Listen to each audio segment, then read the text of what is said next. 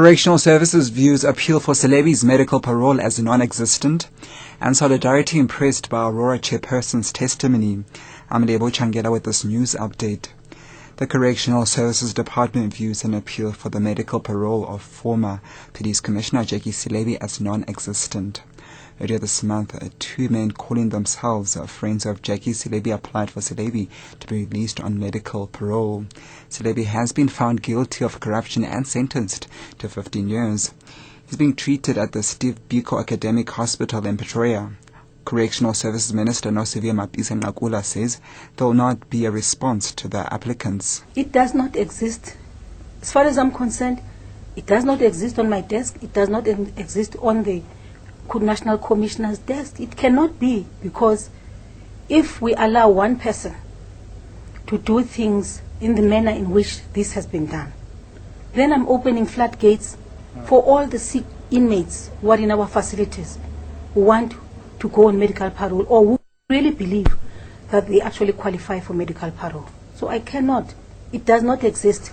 Trade Union Solidarity says it has been impressed by Aurora Empowerment Systems chairperson Kulubu Sezuma's testimony in his company's insolvency hearing in Pretoria. He's explaining what happened to mining assets of troubled Hoedfle and Orkney mines, which he bought from Pamotsi Gold in October 2009.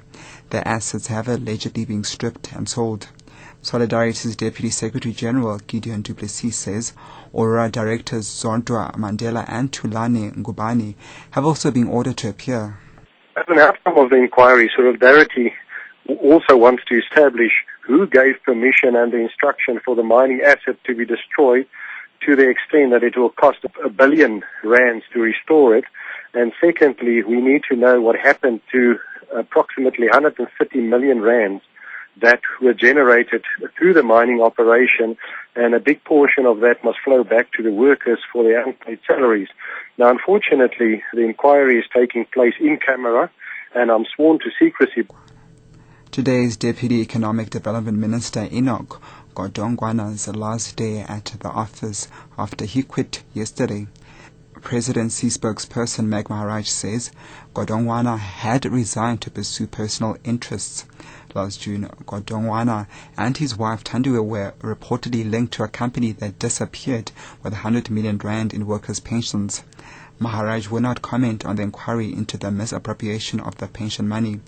Godongwana appeared before an inquiry late last year, but his evidence could not be reported, as there was a possibility of him being recalled to give further testimony. And the South African Chamber of Commerce and Industry says South Africa needs to address concerns that has led to ratings agency Fitch's revision of the country's long-term foreign credit rating outlook. Saki says South Africa needs to increase the rate of investment, savings and job creation.